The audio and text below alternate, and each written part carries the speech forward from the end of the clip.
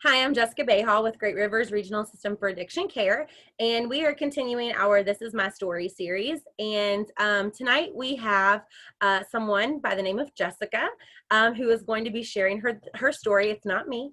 It's another lady. Her name is Jessica, and she actually was a community member that reached out to us, saw what we were doing on Facebook. If I'm not mistaken, she had seen someone else that she knew that had shared their story, and she said that she wanted to share hers. And so we are excited to have Jessica here with us this evening, and also excited to hear her story of recovery. And so Jessica, we want to thank you for joining us today, and I'm going to turn it over to you. Okay. Hi, I'm Jessica. I'm a person in long-term recovery. My sobriety date is November 22nd, 2016. So I guess I can kind of start at the beginning. I am from St. Albans and pretty much born and raised here pretty much my whole life. My mom was 18 when she had me. My dad was 19, so they were both very young. They were married, and then they divorced when I was about 18 months old, so I don't really remember them being together. I grew up with my mom. That's who raised me. She remarried and had my brother, or had one of my brothers, and my dad also had remarried, and my stepmother had two of my brothers. My mom is actually on her third marriage now, and they have a son. So I have four brothers all together. They're all younger than me. I'm the oldest, and I'm actually the only one, with a substance use disorder. So my childhood was actually it's pretty good. I never really wanted for anything in my life. Pretty much got whatever I wanted. I was very spoiled. It's probably what is wrong with me today. But I made really decent grades in school. I was usually always on the A honor roll. I was in honors classes and all that all through high school. I graduated St. Albans High School in 2005, and I went to Marshall. That is pretty much where my substance use started. When I was in high school, I had drank a little bit and smoked pot, but I didn't really do it a whole lot. I was always so against drugs, and I had friends that did drugs, and I just was so against it. And I don't know, I went to Marshall, and I moved in the dorms, and I got this taste of freedom that I'd never had before. Started hanging out with the wrong people, and they introduced me to cocaine, which was my very first time I ever used any kind of hard drug. And that actually, my life kind of went on a downward spiral from there. I ended up stealing a lot of money off of my mom and my stepdad. They definitely pressed charges against me. I was stealing my mom's checks and forging her signature and getting them cashed. And I just did a lot of stuff that I would have never, ever done, if I was sober. Like I said, she pressed charges. I cooperated with the police though. I let them know I had a drug problem. I was looking at 4 felonies, and the cop didn't show up for court so it all got dismissed. So, that should have been a wake up call to me at that point in time. And it was for a minute, it scared me. I grew up in church, so that's always been, my background. And after that whole scare, with the police and everything, I got back involved with my church youth group.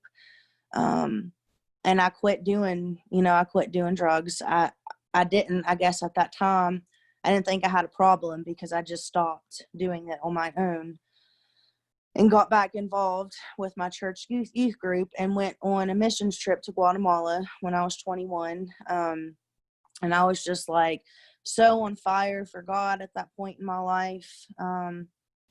I thought that everything was going great. I got back, and that is when I met my daughter's father, and he did drugs, um, which got me back introduced to that lifestyle.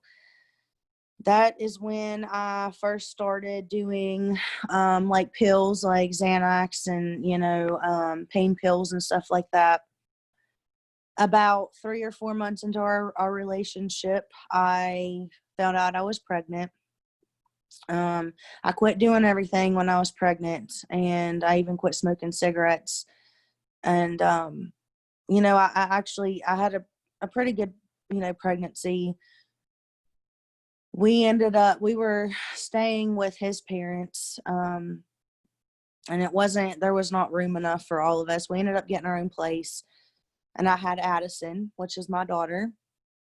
After I had her, uh, Bo, her father, he was a roofer, so he brought home an Oxycontin 80 one day, and we did it, and that was completely, I fell in love with that, and that was my life for the next 4 years.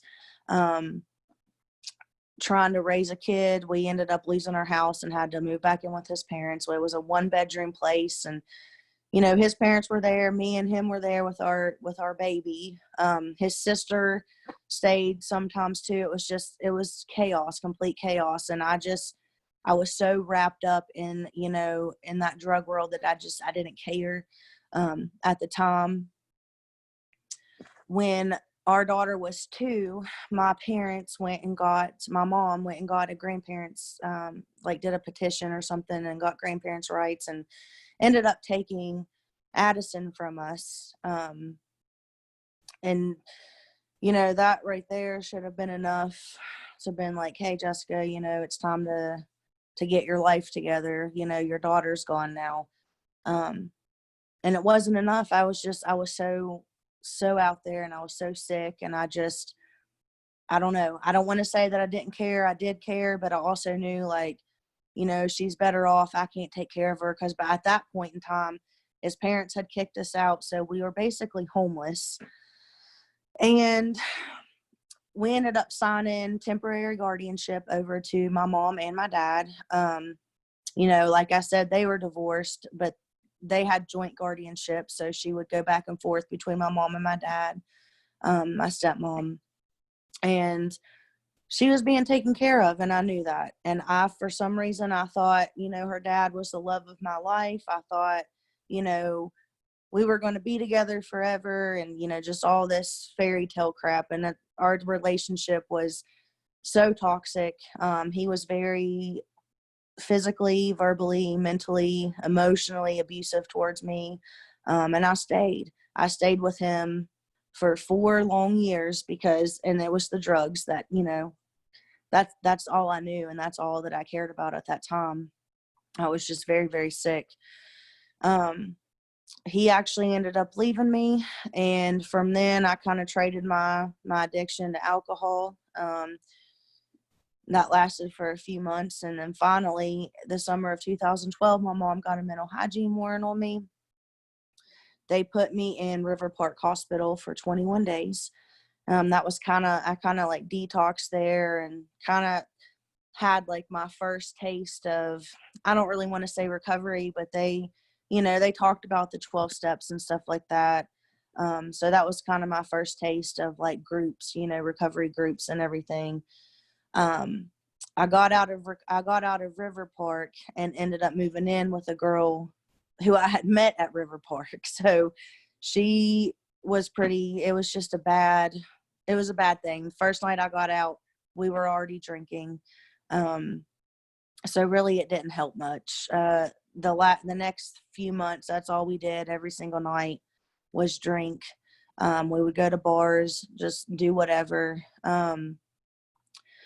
My brother actually lived down in Huntington as well. I ended up leaving her house and moving in with my brother, who, 6 years younger than me. I was 25, I think. So he was like 19. He was going to Marshall. He lived in an apartment with like 2 or 3 of his college, his friends from high school that were going to college there. And here I am, his older sister, you know, coming in, like partying with him. Looking back now, you know, that's kind of like embarrassing. Like, you know, I'm supposed to be an older sister, like this role model, and here I am partying with my brother. Like he's, you know, smoked pot and drank. And I was just doing the most. And I ended up, my mom finally came to Huntington and was like, look, you know, I'm not supporting you living here anymore. Get your stuff. I'm taking you to a homeless shelter. And I was not having that, you know. I was like, I'm not going to a homeless shelter.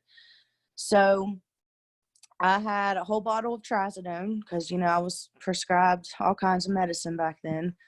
I took the whole bottle and dumped it in my mouth and said I was just going to kill myself because I was not going to a homeless shelter. Really, I was doing it more for attention. You know, I wasn't really trying to kill myself because I ended up spitting the bottle out. They were really gross and I couldn't do it. My mom ended up taking me to Thomas Hospital. They had me on suicide watch and everything there. That was when the crisis unit at Prestera, the Prestera crisis unit in Charleston was open at that time. They sent me there for 8 days.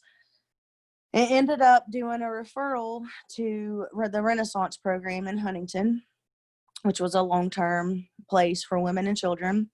I got in there and I went there. I did amazing there. You know, I started working the NA fellowship when I was there. You know, I went to meetings. I got a sponsor. I was around all kinds of good recovery people. And I did really well, and I finished the program in about 7 months. I moved out and got my own place in Barbersville and kind of moved away from my recovery support. You know, I didn't have a vehicle at the time or anything like that. And I kind of moved out, lived out Cyrus Creek, if anybody, you know, knows where that is in Barbersville, but it's kind of far off there, you know, like near the mall out this road. So I kind of moved away from everybody. Got it, you know, I stayed by this time, you know, especially when I was in Renaissance and stuff, Addison started coming back in my life. She would come spend the night with me on the weekends. When I moved into my own place, they let her come and stay the weekends and stuff with me. So I was starting to get that back, you know, and I got it back really, really quickly, probably a little too quickly. You know, I started thinking, you know what, I got this. I don't need, you know, all this stuff. All of my neighbors where I lived used. I thought I could hang out with them and not use. That lasted maybe a month, if that. I relapsed. I started getting high again with them. I ended up in this relapse time. I probably relapsed for almost a year. And during that year of a time is when I tried heroin. And I thought that, you know, the pain pills and stuff were bad. That was 10 times worse. My life went completely downhill after that. I ended up letting one of my really good friends and her boyfriend come stay with me. And they were using, so that's how I started using. And then after that, we all three were, can we pause this? I'm sorry.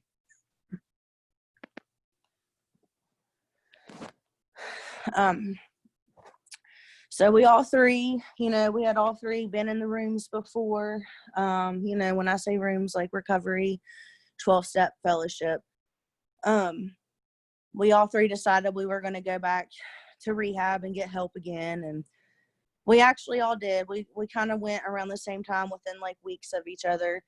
This time I went voluntarily. Well, I went voluntarily last time too, but this time I didn't even have my family to help me, you know, because they found out I relapsed, and so they quit letting Addison come around. I went to Pinecrest in Huntington, which is the 28-day program there. I did really well in there, completed that, got out, moved right back in, or stayed, you know, I never lost my apartment, so I went right back to my apartment where I was just using, you know, right before I went in 30 days prior. And I ended up, when I was in Pinecrest, I met a guy there, and ended up, we got together. He was living in a sober living, and I was in my apartment. About 2 weeks of that, he moved in with me because we thought that would be a great idea. Um, so he came and moved in, and wasn't we did okay, you know, for a couple weeks. We went to the NA convention in Ripley and everything, and we were actually doing okay. Then it all started again. We started hanging around the wrong people. The wrong people came around, and we relapsed together. And we started using heroin again. That went on for about a year.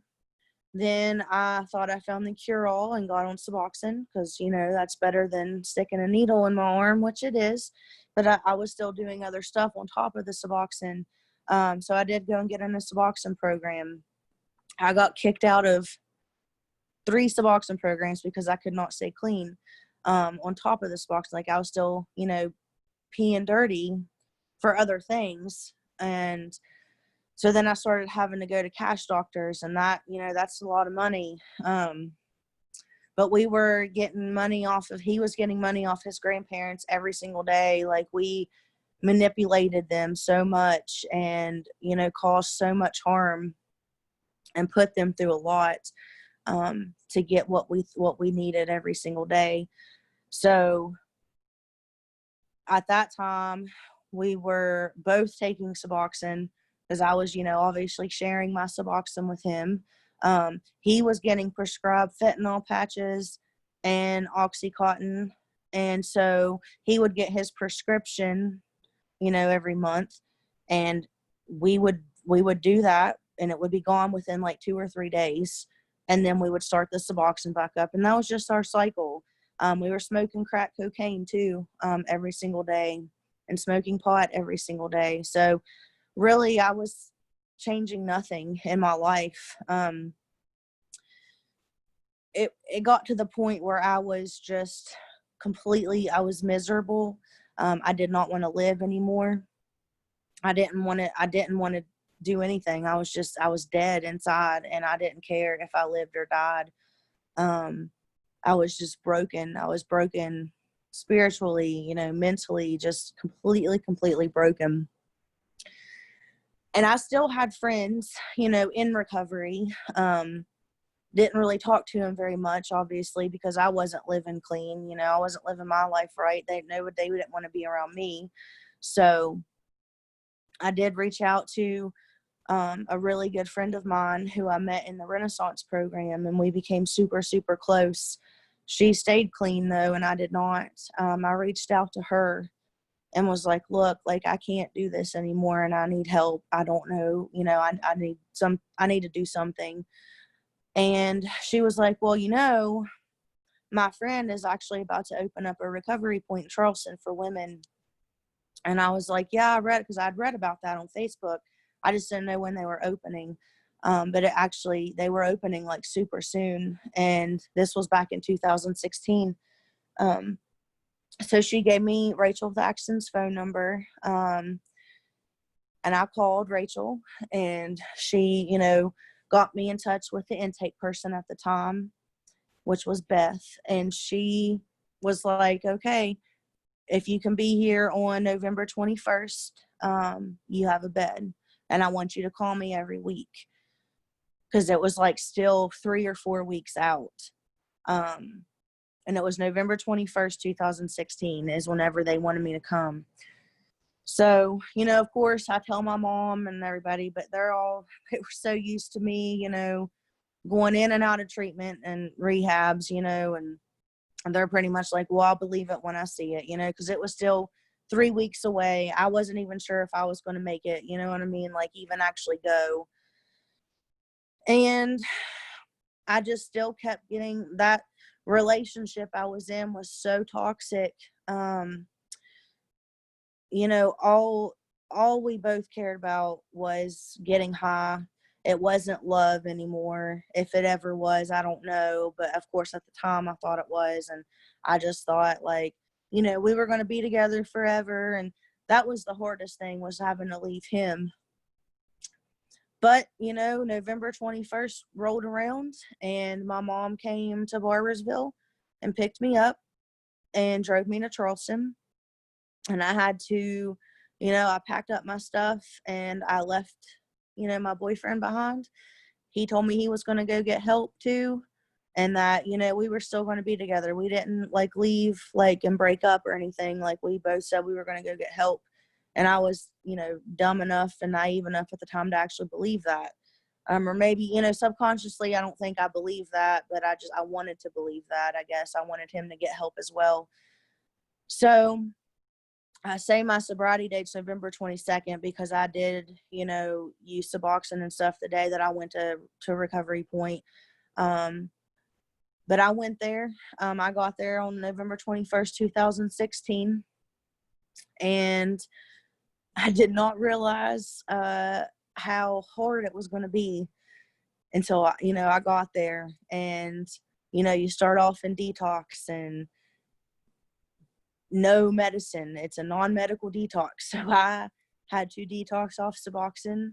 I was coming off the crack and Suboxone and while, when I got there. And honestly, I didn't even really technically start detoxing or feeling bad until I was out of detox and on to the next phase. But, I just pushed myself through it. I didn't feel well probably for a couple months that I was there, but I pushed myself through it because I knew I was just sick and tired of my life, of what my life and what I was doing. And I think I had just finally come to that point. I think I'd finally hit my bottom, and it wasn't like I still had a place, I still had ways to get money every day. I still had all of this stuff, but I think it was more of a spiritual bottom because I couldn't do it anymore. I was miserable. And I'm not going to, sit here and say that my time at Recovery Point was great because, like I said, I had to leave my boyfriend and I still couldn't let go of him completely when I first got there.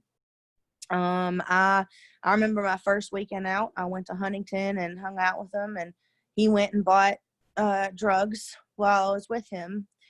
And actually, it was kind of like a learning thing for me, or I guess a growing thing. I don't know, because I did not get high. I called my mom crying, I need out of this situation. So I removed myself from the situation. I went back and immediately told my friend who had helped get me in there, Laura. I immediately told her what happened, who told, Rachel, which was the director. So they put me on a no contact with him. I was not allowed to, have any kind of contact with him, which of course, still me being, I was still early in, I hadn't done any kind of recovery stuff yet, still very sick. I still broke the no contact, I still would call him, I would still go see him. And I got caught up in that. I got caught up in that quick, and it got to the point where they were almost going to discharge me. But I got, because I at first tried to lie, they were going to discharge me. So I got honest finally. And Rachel pretty much said, you can go pack your stuff now and leave, or you can literally have no contact with him whatsoever. And I didn't want to pack up and leave because I knew, I don't know, I did not keep myself in that building. I owe it all to God because he kept my feet heavy. I don't know what it was, but something would not let me leave that building. And I actually stuck with the no contact. I had gotten a sponsor, during this time. And once that happened with, Dustin, I started contacting and calling my sponsor a lot more. I actually started working the steps. I started taking some suggestions that they were giving me, and I finally surrendered. And I think that that's what it was, and like I said, I started working the steps. I worked all the steps with my sponsor while I was there. Even since I've been out of there, I have worked through the steps, and I sponsor women and, work the steps with them. It wasn't until I was almost done with the program, because I went into the peer mentor's office when I was finished, and it wasn't until I was about done that I was able to start seeing my kid again. I had not seen my daughter in about 4 years. Um, and because my parents, they wouldn't let me have any contact with her, which now, I don't blame them, because I would have just been coming in and out of her life, and I didn't want to do that. So I went about 4 years without seeing my daughter, and I will never forget. Um, they waited until I was about done with the program before they, let me start seeing her again and introducing me back into her life, which was amazing. It took a little bit of a transition period, but I was able to, start seeing her. When I finished the program, I moved into the apartments out back, and I lived there for a year. And during that year, Addison would come and stay with me, on the weekends and stuff. And that was like our little transition period to getting, us getting back in each other's life. And now, and then I was there about a year, and then I got my own apartment in St. Albans. I moved back to St. Albans. That's where my family is. And once I moved back to St. Albans, they let her come stay with me. So, and we've been here now for a year and a half. And I actually, probably 2 months ago, I just legally got full custody back of her. So that's been one of, the biggest promise probably that's come true, in my life today, all because I'm able, that I'm sober today and I'm able to do that kind of stuff. I have my own place. I have an amazing job as a peer recovery coach working at West Virginia Health Rights. It's amazing. I get to help people every single day. And I've worked in the recovery field since I have been out of Recovery Point. I started off working at Recovery Point, then I went to Help for West Virginia, and then I went back to Recovery Point as a recovery coach at Thomas Hospital in the ER. And then I recently, about almost 4 months ago, just got this job at HealthRight.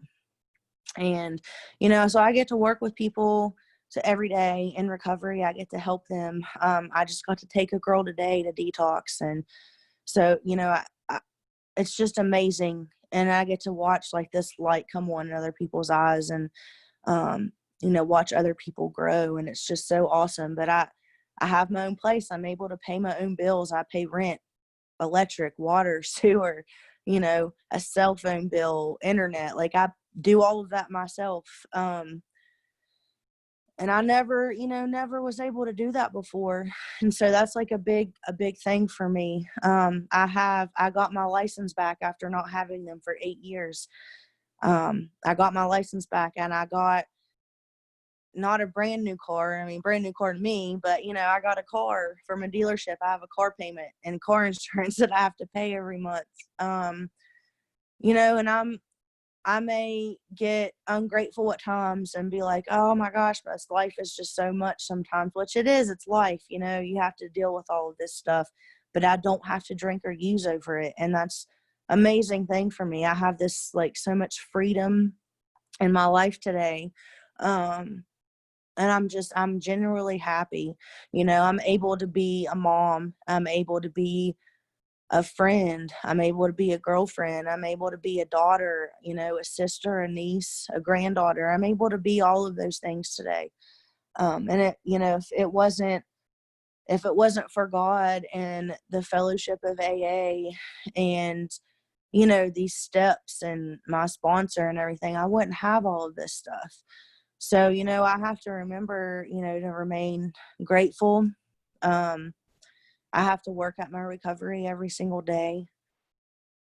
And I know that I can't put anything above my recovery, because they always say, the first thing you put above your recovery, you're probably the first thing you're going to lose. And I just know, my life's not perfect, and I don't, there's sometimes I'll, you get those fleeting thoughts, like, especially when something, doesn't go your way, or you catch resentments or something, or, you're feeling some type of way. You're like, oh, well, I know what I can do to make me feel better right now. but I know how to play the tape through now. I know that if I get high or if I get drunk, like, I know what's going to happen. I'm going to lose all of this stuff that I worked so hard for the last 3.5 years to get. And that's just something I'm not willing to do today. So, I mean, just everything, it's just so much better, being on this side of it. And I try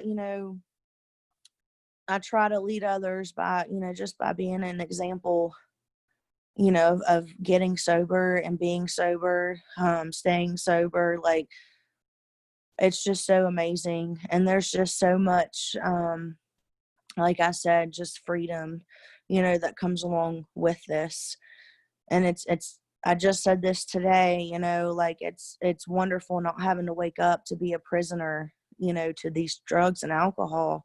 I don't have to wake up today and be sick or anything. And, and I remember how it was. I remember how horrible it was and how miserable it was. And, I can't ever forget that, because we sometimes, forget things very quickly.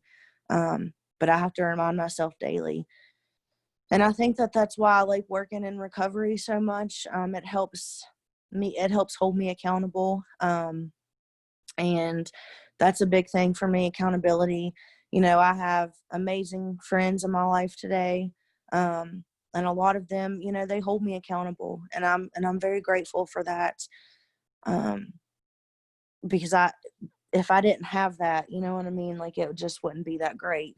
But there's just a little piece out of the big book that I wanted to read, and then to end on this. But this kind of explains, a lot of my story too. And it's crazy. It's obviously from the 4th edition. It's from the story Gutter Bravado, but it says, "The meetings gave me what my sponsor likes to call one of the most important words in the big book. AA put a we in my life. We admitted we were powerless over alcohol. I no longer had to be alone. Fellowship and activity kept me coming back long enough to work the 12 steps. The more I did, the better I felt. I started hanging out with my sponsor and some active people at the meetings. They showed me how gratitude is something that is demonstrated, not talked about. Gratitude is action. They suggested I was lucky to still have a car, even though it was a junker. Therefore, I might consider taking the less fortunate to meetings. They reminded me that you can't teach anything to a know-it-all, so remain teachable. When old behavior started to creep back in, they called me on it. When life just didn't feel right, they talked about developing faith and relying on a higher power. They told me lack of power was my dilemma and that there is a solution. I took to AA immediately and believed like a child that if I leveled my pride enough to thoroughly follow their path, I'd get what they had. And it worked. Starting out, I just wanted to keep the authorities off my back. I never bargained for this program's changing the course of my life or showing me the way to freedom and happiness. Still very impatient, I wanted the whole deal right away. That's why I related so well to the story about a wide-eyed new person and an old-timer. When the newcomer approached the old-timer, envying his accomplishments and many years of sobriety, the old-timer slapped his hand like a gavel and said, "I'll trade you even, my 30 years for your 30 days right now." He knew what the newcomer had yet to find out, that true happiness is found in the journey, not the destination. So today, I'm much more comfortable with life, as Alcoholics Anonymous has promised, and I know they're right when they say it keeps getting better. My circumstances have steadily improved as my spiritual life grows and matures. Words cannot begin to describe the feelings in my heart as I sometimes ponder how much my life has changed, how far I've come, and how much there is yet to discover. And though I'm not sure where my journey may take me next, I know I'll owe it to the grace of God and to 3 words of the 12 steps: continue, improve, and practice. Oh, and one more thing they told me: humility is the key. And that's another thing, to remain humble. That's, like it says, humility is the key. So I have to remain humble every day. And, and I don't think that I'm better than anybody else. I think somebody with one day is just as important with somebody as 30 years, even 24 hours is a miracle of not putting a drink or a drug in your body. It's just amazing to me.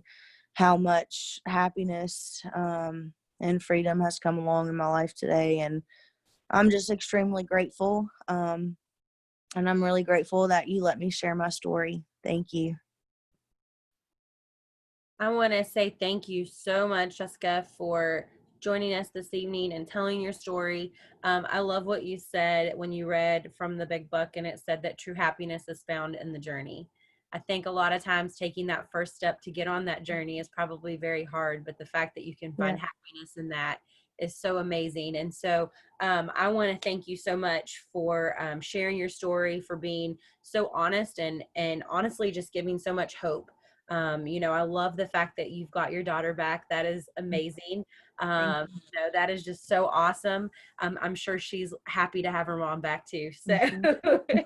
um, but we want to thank you so much for sharing your story. And if you or someone you know want to share their story of recovery, please reach out to us at our Great Rivers Facebook page, or maybe you have some questions for Jessica. I'm sure she would be willing to answer those for you as well. So feel free to reach out to us. And like I said, if you have a story that you want to tell, please do so. Give us a message on Facebook, or you can email us at beha, BEHA 3 at marshall.edu, and be on the lookout for more of our This Is My Story series. And again, Jessica, thank you so much for joining us today. I really, really appreciate it. Thank you.